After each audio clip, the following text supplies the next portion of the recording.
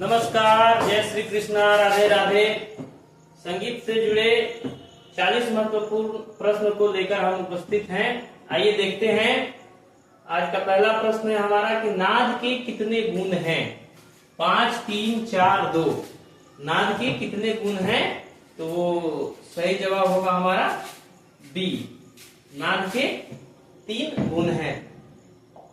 अगला प्रश्न है संगीत में कितने वर्ण हैं? 4, 2, 3, 6। तो संगीत में जो वर्ण है वो है 4, यानी ऑप्शन ए हमारा सही होगा। आगे देखेंगे नाद के कितने प्रकार हैं, यानी नाद कितने प्रकार के होते हैं? 1, 2, 3, 5। तो नाद 2 प्रकार के होते हैं। नाद के 2 प्रकार हैं। बी ऑप्शन सही होगा। आहत नाद और अनाहत नाद हम सब जानते हैं। आगे देखेंगे सप्तक के कितने प्रकार हैं? सप्तक के कितने प्रकार हैं? 4, 5, 3, 2। तो सप्तक के प्रकार हैं 3। सप्तक के 3 प्रकार हैं। अगला प्रश्न है कि मध्यम ग्राम की कितनी मूर्छना है? 5, 4, 7, 3। तो मध्यम ग्राम की 7 मूर्छना होती है। 21 मूर्छनाएं हैं, 7, 7, 7।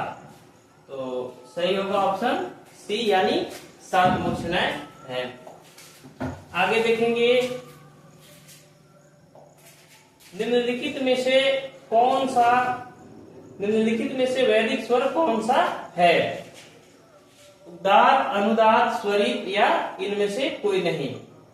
तो हमारा सही जवाब होगा कि निम्नलिखित में से वैदिक स्वर, तीनों ही वैदिक स्वर हैं, उदात्त, अनुदात्त और स्वरित। तो सही जवाब होगा डी। अगला प्रश्न है विकृत स्वरों का प्रयोग सर्वप्रथम किस ग्रंथकार ने किया? विकृत स्वरों का प्रयोग, जो हमारे विकृत स्वर हैं उनका प्रयोग सर्वप्रथम किस ग्रंथकार ने किया? नारद, सोमनाथ, भावभट्ट या सारंगदेव। तो सही जवाब है ऑप्शन डी, यानी सारंगदेव। आगे देखेंगे उत्तर भारतीय संगीत में कितने थाट स्वीकृत किए गए हैं? यानी उत्तर भारतीय संगीत में कितने थाट हैं? तो हम सब जानते हैं 10, 12, 32, 75। तो हमारा सही जवाब होगा थाट कितने हैं? तो 10। आगे देखेंगे रागांग पद्धति किसने स्थापित की?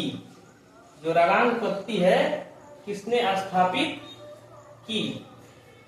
पंडित वीएन भातखंडे, श्री नारायण मुनेश्वर खरे, पंडित वीडी पलुस्कर, एएनवी पटवर्धन। सही जवाब हमारा होगा बी। सही जवाब होगा बी।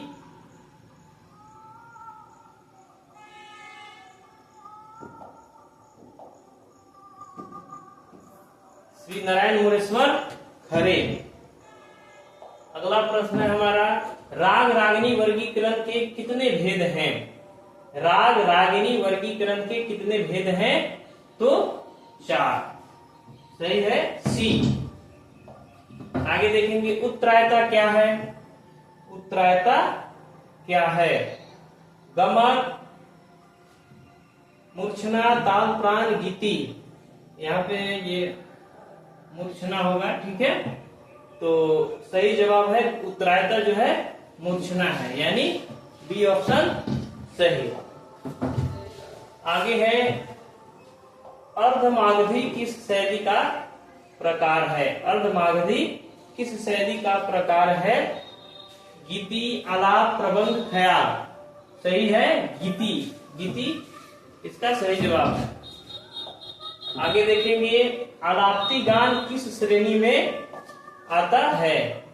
गीति गान, निबद्ध गान, अनिबद्ध गान, गंधर्व गान। तो जो आलाप्ती है ये हमारा अनिबद्ध गान के अंतर्गत आता है। ऑप्शन सी सही होगा। आगे देखेंगे थाट राग वर्गीकरण किसकी देन है? जो थाट राग वर्गीकरण है वो किसकी देन है? लोचन, मतंग, रामाश्रय, पंडित भातखंडे। तो थाट राग वर्गीकरण जो देन है वो पंडित भातखंडे यानी बी सही। आगे देखेंगे मोहन वीणा किस वाद्य का विकसित रूप है। मोहन वीणा किस वाद्य का विकसित रूप है। तबला, सरोद, गिटार, सारंगी। तो मोहन वीणा जो है गिटार का विकसित रूप है यानी ऑप्शन सी सही। आगे देखेंगे भातखंडे के अनुसार किस श्रुति पर कोमल धैवत है।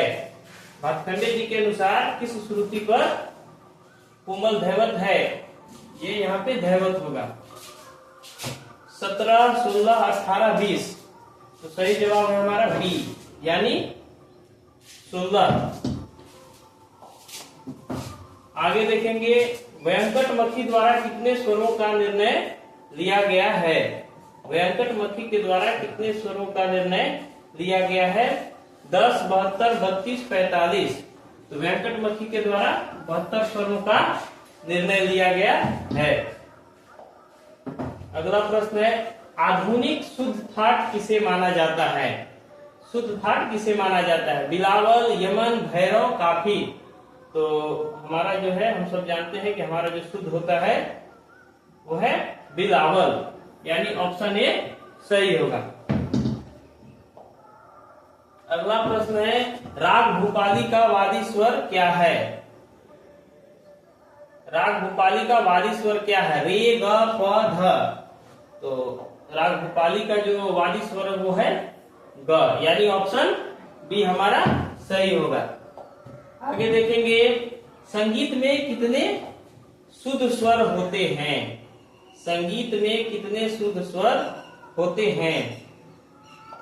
7, 10, 8, 15। तो जो शुद्ध स्वरों की संख्या है वो है 7 यानी ऑप्शन ए। आगे देखेंगे हम धमार गायन शैली किस ताल में गाई जाती है।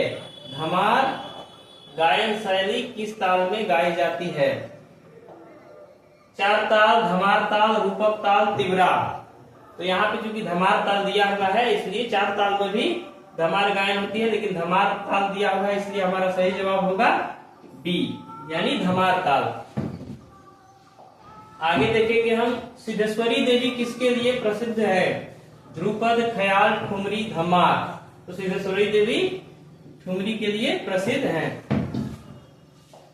अगला प्रश्न है हमारा टप्पा गायक। टप्पा गायक मियां सूरी किस राजा के आश्रय में थे। अकबर, मुबारक खां, गुलाम रसूल, जहांगीर। सही जवाब है हमारा गुलाम रसूल। आगे देखेंगे सामवेद के 3 स्वरों में से एक है। सामवेद के 3 स्वरों में से एक है। तो उस्ताद, पुष्ट, अनिष्ट, संचारी। तो सही जवाब है उस्ताद यानी ऑप्शन ए।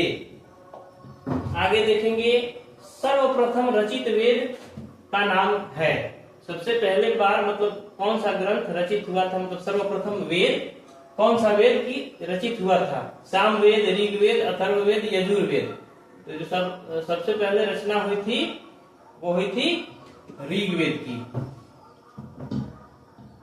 आगे देखेंगे सामगान में कितने गायक होते हैं। जो हमारा सामगान होता है उसमें कितने गायक होते हैं। 5, 3, 2, 7। तो सामगान में 3 गायक होते हैं। ऑप्शन बी हमारा सही होगा। अगला प्रश्न है कि वैदिक काल में कला के लिए किस शब्द का प्रयोग होता था। वैदिक काल में कला के लिए किस शब्द का प्रयोग होता था। उदार कला, रूपात्मक कला, शिल्प कला, प्रतीक कलावादी कला। सही ऑप्शन है हमारा ये सी यानी शिल्प कला। आगे देखेंगे अचल स्वर कौन सा है। जो अपने स्थान से कभी नहीं हटता उसे अचल स्वर कहते हैं। तो अचल स्वर कौन सा है। ध, प, ग, नी। ध का भी कोमल होता है, कोमल नीचे भी आ जाता है। ग भी अपने स्थान से बदलते हैं, नी भी, यानी हमारा सही ऑप्शन है प अचल स्वर है। आगे देखेंगे इनमें से कौन सा आश्रय राग है। आश्रय राग इनमें से कौन सा है। भोपाली, भैरव, बिहार, वृंदावनी, सारंग।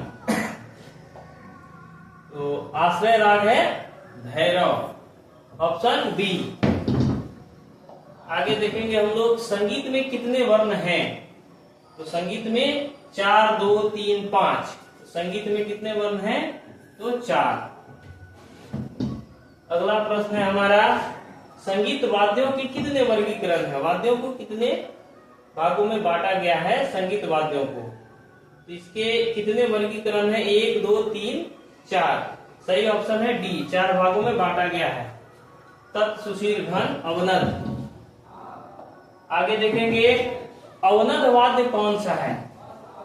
सितार, तबला, सरोद, वायलिन। तो अवनद वाद्य हमारा बी है, यानी तबला। आगे देखेंगे विद्युत संगीत वाद्य कौन सा है। सारंगी, तबला, हारमोनियम, तालमाला। तो सही जवाब है डी, तालमाला।